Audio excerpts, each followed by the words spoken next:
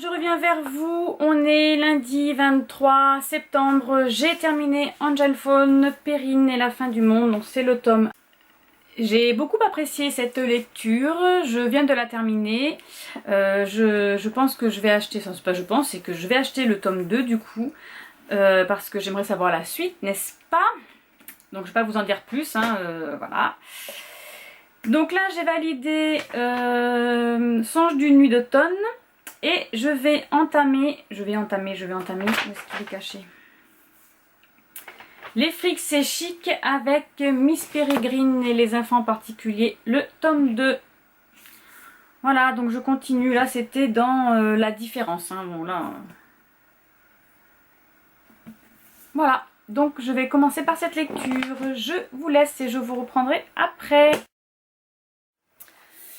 Bonjour tout le monde, je vous retrouve aujourd'hui mardi 1er octobre, il est 9h45, j'ai terminé Miss Peregrine et les enfants particuliers, le tome 2, donc c'est Hollow City. Donc là on va suivre les enfants qui sont partis de leur île, enfin ils ont réussi à partir de leur île parce que leur île a explosé, les estres ont voulu les capturer. Ils ont récupéré Miss Peregrine, sauf qu'elle est transformée en faucon et elle n'arrive pas à revenir normal quoi. Donc là ils s'échappent, ils sont dans leur barque, ils sont sur l'eau, hein, c'est là où on les retrouve le début. Et ils essayent d'arriver tant bien que mal sur la terre ferme.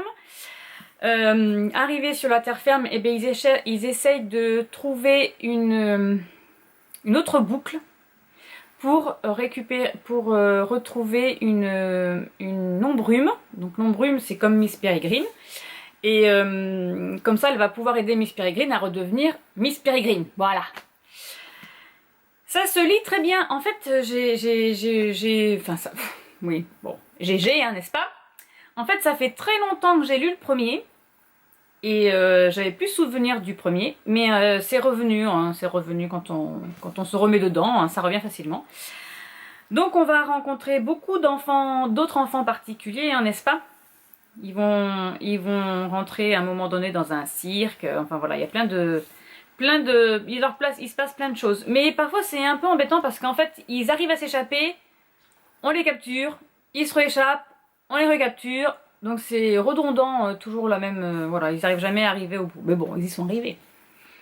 J'ai le tome 3, donc il va falloir que je finisse cette saga. Je vais recommencer. Avec Miss Peregrine pour le Pumpkin Autumn Challenge, je valide l'automne frissonnant, les freaks c'est chic. Et du coup, j'ai terminé le menu automne frissonnant. Il me reste 2 à lire sur l'automne enchanteur, 2 sur l'automne douceur de vivre et 2 sur l'automne astral. Voilà. Et concernant du coup le challenge cocooning automnal que je fais du coup en même temps, je valide le menu douceur gourmande, enfin je valide, non. Dans le menu douceur gourmande, je valide lire un pavé de plus de 500 pages. Voilà, ce sera tout. Ensuite, je suis en train de lire Off Campus tome 1 The Deal de Elle Kennedy. Voilà, j'en suis presque à la fin, j'en suis à 290 pages. Donc là c'est une new romance. On suit Anna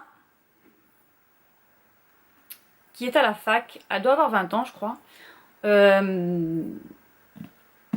Alors, dès la première page, on nous met dans le vif du sujet. Hein. On apprend qu'elle a été violée à l'âge de 15 ans, qu'elle a du mal avec les garçons, qu'elle a fui sa famille. Non pas sa famille, elle a fui son village, ou sa petite ville hein, d'où elle était. Donc là, elle est... je sais plus où c'est la ville où ils sont, dans leur campus. Bon, c'est pas grave. Elle fait une licence de musique parce qu'elle chante et elle joue du piano et de la guitare. Alors là on a le point de vue donc du coup d'Anna, on aura aussi le point de vue de Gareth qui est un hockeyeur. Ils ont cours de philo tous les deux en même temps et en fait il s'avère que le premier jour à la rentrée, le premier semestre, ils ont un contrôle, hein, leur prof de philo est décédé, il a été remplacé par une nouvelle prof qui au lieu de leur faire des QCM leur fait faire des dissertations. Alors elle a une bonne note, hein, c'est une bonne élève, elle a eu un A, sauf que tous les autres ont eu C-, voire D, voire plus. Et du coup, ils ont demandé un rattrapage. Gareth, lui, est hockeyeur. Il a une bourse grâce au sport, hein, n'est-ce pas? Et du coup, s'il a une mauvaise note dans toutes les autres matières, il peut plus jouer. Il restera sur le banc en fait, parce que sa bourse ne sera plus acceptée. Moi je pensais qu'une fois qu'on avait la bourse, on l'avait pour toute l'année, mais en fait pas du tout. Si vraiment c'est notre chute à chaque semestre, et bien la bourse elle lui a enlevé. Voilà, c'est tous les semestres, sa bourse elle est actualisée. Et il va demander de l'aide à Anna, qui au début ne veut pas du tout, parce qu'elle le renvoie balader, elle n'a rien à faire de lui en fait. Et bon, contre toute attente, vas-y. Et bon, contre toute attente, elle accepte à condition, en fait, du coup c'est lui qui a trouvé un stratagème, il va l'aider à draguer Justin, sur qui Anna a flashé. Justin est un footballeur. Voilà, sauf que ben, il va leur arriver des choses, hein, n'est-ce pas? Donc ben, je suis très contente de le lire et je vais continuer. Alors je vous dis, je pense que je vais clôturer le vlog là parce que ça va faire un petit peu long sinon. Et je vous dis à bientôt pour un nouveau vlog.